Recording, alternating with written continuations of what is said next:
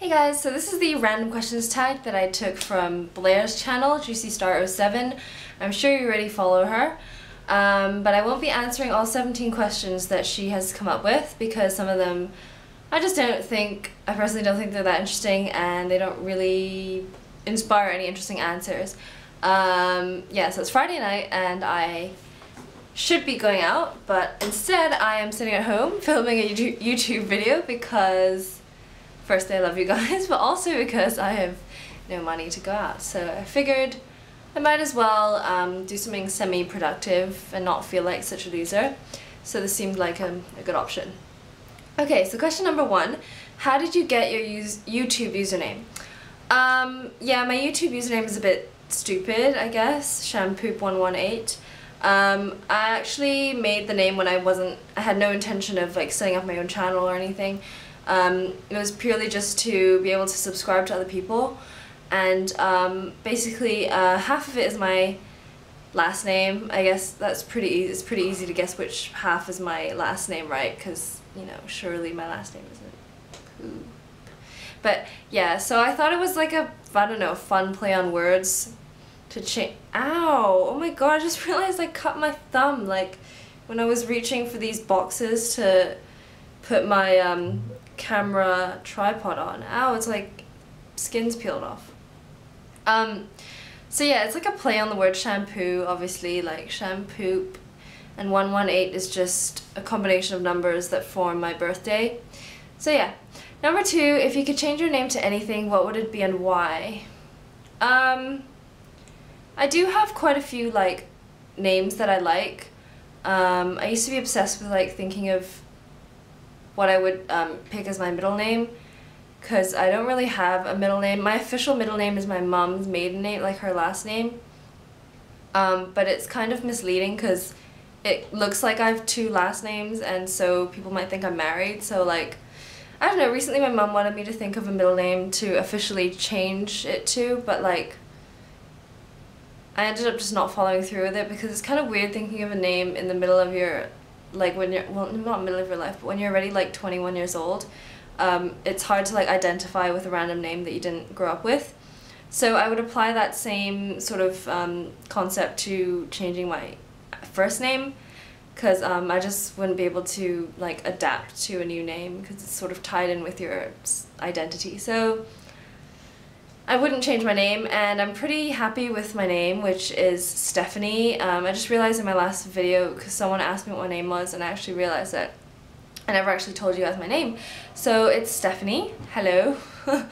Number 3, if you could go back in time and give your younger self advice, what would it be and why? I would probably tell myself not to take life and not to take myself so seriously, and also not to be so trusting of people. And I know that sounds terrible and like quite pessimistic, but honestly, from my personal experiences from the last like six years or so, be careful who you decide to get close to, and don't believe what people say so easily. Just don't be so naive in general, because you could get really hurt as a result. And you know, I mean, you do eventually get over it, but it is really difficult and it takes a lot of strength and quite a lot of time, and it's just not very pleasant, and you know, you end up wasting a lot of time that could be spent doing happier things and feeling more positive. And you know, even now I would give myself the same advice. You know, it's a process, part of, you know, self-development, and I'm still working on those things. You just have to be careful and aware of other people's intentions, but at the same time try not to take like, you know, setbacks so seriously.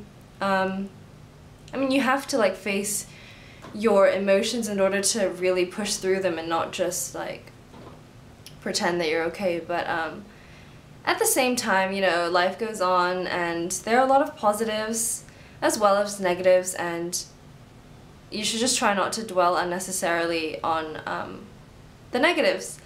So, and always see every setback as like a positive learning experience.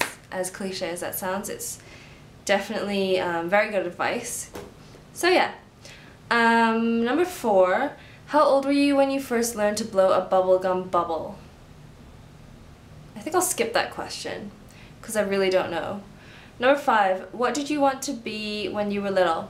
That kind of changed a lot, but I think I've always wanted to be an interior designer, and I still do. It's my ultimate dream career. But apart from that, when I was around 10 to 12 years old, I used to play shop a lot, like with my best friend at the time. We were still really close, but we were like really like best friends back then. We used to like hang out at each other's houses every day after school and take turns like being the shop owner, and the other one would be the customer, and we had like customized receipt papers, and it was just really fun. And also, you know, the pet owner thing. I'm sure a lot of people have wanted to be like a pet shop owner or like a vet, you know, typical career aspirations as a child. I think that's about it. Never wanted to be a lawyer. Still don't really want to be a lawyer. I hope law firms don't see this video. They already don't want me, so yeah, okay, moving on swiftly. Number 6, what do you order at Starbucks? Okay, this is a good one. I usually order either hazelnut latte, which I absolutely love. I'd say 80% of the time it's a hazelnut latte. If it's the summer, I will order most probably a green tea frappuccino, which I absolutely love as well because it tastes just like green tea ice cream but like in a slushy form. And that always cheers me up immediately. If I'm having a rough day, I'll just go get a green tea frappuccino and everything is sort of like 50% better. During Christmas, like now, well now the Christmas drinks are already out, gingerbread latte definitely. I had a peppermint mocha the other day. It was good, it was really nice, tasty, but just wasn't as Christmassy as gingerbread latte. So yeah, those would be my top 3. Apart from that, if it's none of those and I'm feeling like a change from the usual hazelnut latte, I will order a chai tea latte. And none of this is with skim milk because I'm not really concerned with like fattening foods and fattening drinks. So yeah, it just tastes like more wholesome, like richer flavor with whole milk, I guess. But I don't like whole milk on its own. I hate the taste of like milk on its own. If I'm using milk with cereal, it would be semi-skimmed. Yeah, totally off topic, but. Number 7, what's the hardest you ever laughed? That is grammatically incorrect, so I feel like I can't even like think past the question because that just bothers me so much, the grammar error. But I really don't remember. I've laughed really hard at a lot of things, so I'm gonna skip that one. It'll take too much time for me to think of an answer. Okay, if you could play any musical instrument, which would it be and why? Well, I know how to play the piano and the drums. I completed my grade 6 piano exam when I was 14 and then finally was allowed by my parents to finally give it up because I hated it all along. I started learning it when I was like 5 years old, all the way until I was 14, and then finally got let off the hook. I never enjoyed it. Although looking back, it's quite a nice like achievement to have and something nice to have on your CV, I suppose.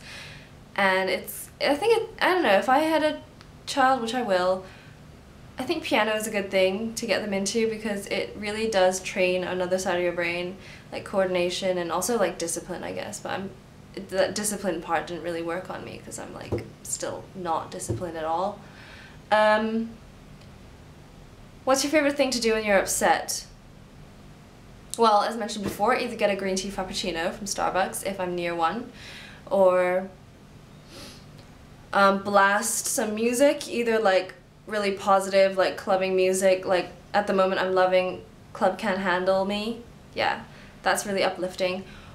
If I feel like getting over my really bad mood.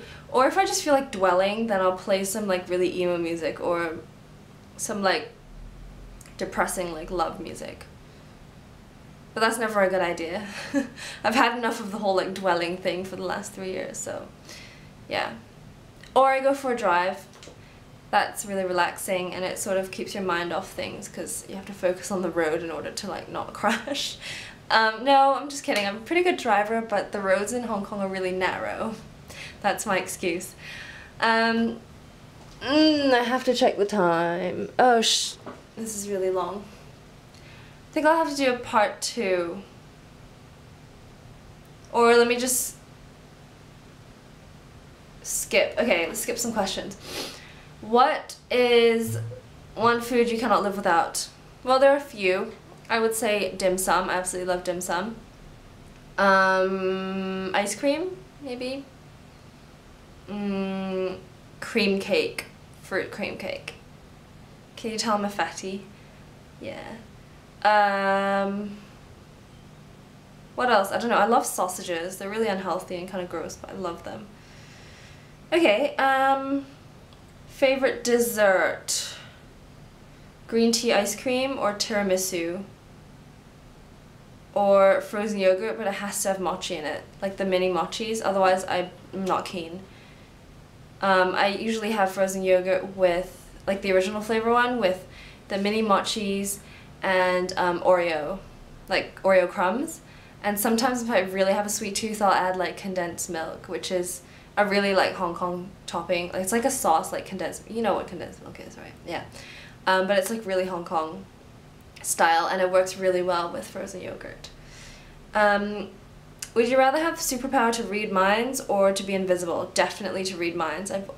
I always say that I would really want to be telepathic if, that's the word, right? Yeah, telepathic. If I were to have a superpower, definitely. Because I'm always wondering what people think anyway, and I'm really into like psychology and just how people act and how they think and their behavior and like how that sort of tells you what kind of person they are. So definitely that. I wouldn't really care to be invisible. Yeah, that doesn't really appeal to me.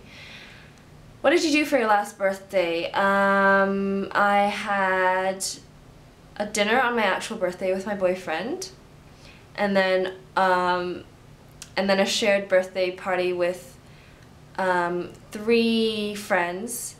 Because I have a lot of friends who have birthdays in January, so like ever since I was a kid we've been having shared birthday parties and it's really nice. That was at a club. We got a couple tables in London. It was in London, in, where was it? Like the Chelsea area, and it was really fun, yeah. If you had one personal selfish wish, what would it be and why? To go to London, to be with my boyfriend, to actually live in London and have a good job that properly reflects like my abilities and my achievements. It's not really selfish, I guess, it's just what I want to do with my life. Yeah. And that's all. I hope you guys enjoyed that tag. If you want to do the tag as well, I've written all the questions below, so a video response would be fabulous, or just write some of your answers below as a comment or whatever you want. And I hope you all have an awesome weekend. Bye!